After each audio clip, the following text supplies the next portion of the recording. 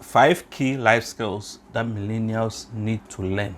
The millennial generation is known for being diverse and highly educated, probably overeducated, yet they seem clueless when it comes to financial knowledge. How is it possible that with all this prestigious education, they don't know the first thing about paying off debt, investing, or balancing checkbooks? Actually, research has shown that the answer might be that millennials think that they are going to inherit wealth and therefore they don't need basic financial skills. I will be the first to say this. That is the worst financial plan in history, and we need to learn how to manage money. In my opinion, the basic reason why millennials lack basic financial skills is because of their inability to see the bigger picture. Saving money for retirement and living off a budget is it of interest to a generation that likes to live in the moment than plan for their financial future. In this video, I'm going to show you 5 key financial skills that millennials need to learn to take control over their money matters. These are basic financial skills that I think millennials lack now.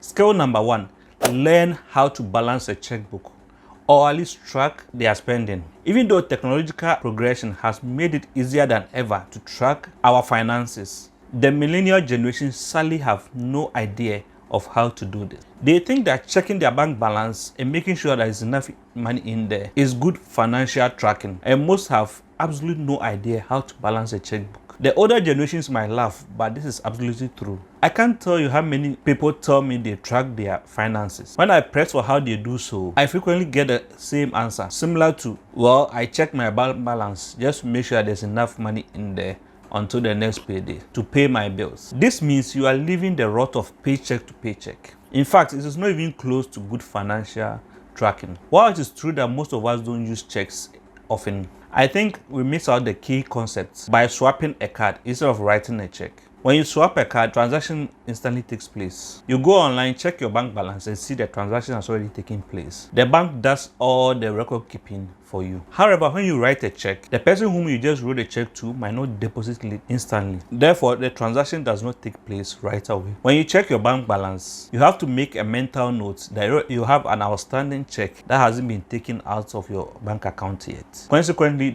your bank balance is not your true balance. This forces you to do record keeping, and that's one thing that millennials lack today: the ability to keep track of their finances. So how do we track our finances? In order to be financially successful, you need to live below your means. If you want to be very financially successful, you need to live well below your means. In order to do so, you need a financial plan, and I'll discuss this in subsequent videos. At least make sure you have a system in place to track what comes into your account every month and what goes out every month, so you know you are living below your means and spending less than you make. Skill number 2, learn when to tell yourself no. Now let me ask you, how do you define affordability? Do you think how much down and how much payment per month? Or rather, do you think how much in total and can I pay for that today?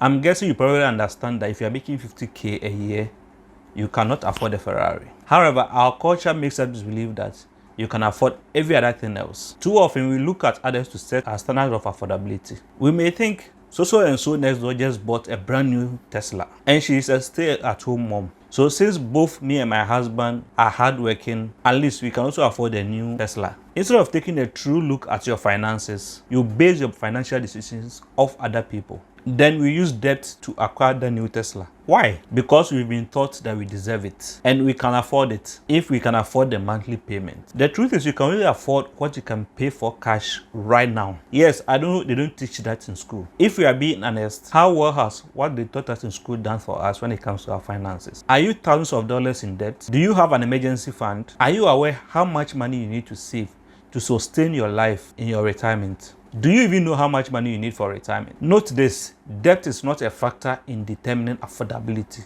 If you have defined your ability to afford something in terms of monthly payments, you need to throw that idea out of the window and cling on to some new ones. Repeat after me, I can afford what I can pay cash for now. Yes, that includes vehicles, furniture, vacations, and anything else you are trying to justify financially besides a house. Debt is a product, not a tool. If you have bought into the idea that debt is a tool, it's time to debunk that myth right now and break the habit of using debt. Skill number 3, get a financial plan. Millennials know they need to save for retirement, but they see it as far off the future goal and doesn't require action until 20 years down the road. In high school, we learn what Pythagoras theorem is, but we don't learn how much money we need to save per month in order to enjoy retirement in dignity. No wonder most millennials can't balance a checkbook. Now, I don't think not learning these things in high school is a cop-out for not actually doing them. Your life is up to you. If you want to manage your money better, save more, invest more, and have tools available to you to do so. Everything I know about personal financing, I learned from somebody else, not sitting in a classroom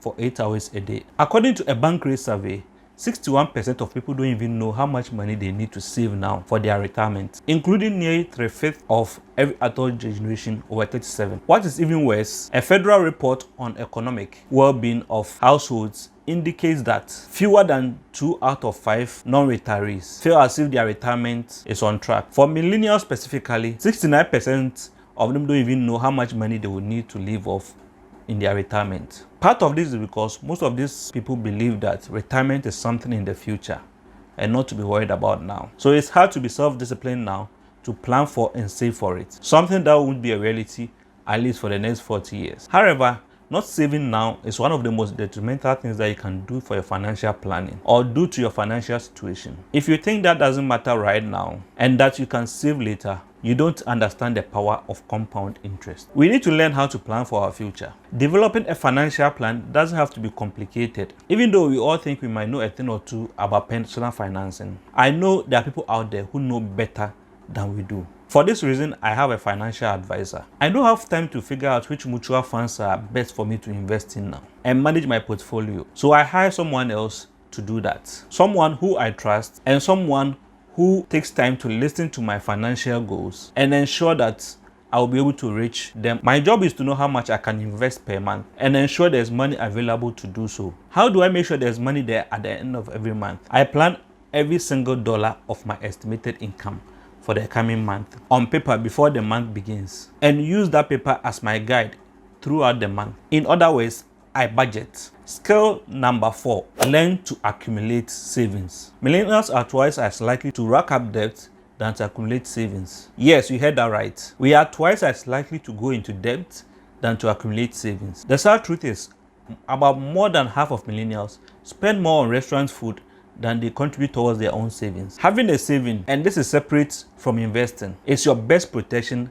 against any financial disaster. We need to learn to develop an emergency fund as millennials. I call my savings account my emergency fund. I do this because that's exactly what it is, a savings for any emergencies. Otherwise, this account is not touched. A savings account should be used for such things as a period of during unemployment or financial hardships, such as unexpected medical bills, a car breakdown, etc. It should be used for necessities only. This is a financial cushion. Skill number 5, delaying gratification. It is super trendy right now to spend a ton of money that you don't even have. Millennials are buying their dream home as their first home. Over 53% of millennials will go into credit card debts just to attend a wedding. Millennials are spending over $3,000 on an engagement ring. The reason many millennials are broke is that they are making financial decisions out of order because they don't understand or don't even accept the concept of delaying gratification. If you think you don't fall into this broke category, because that's for people who are going couch to couch, struggling to buy food, you have the wrong definition of broke. If your household debt is more than the cash and assets you have at hand, you are by definition broke. Statistics show that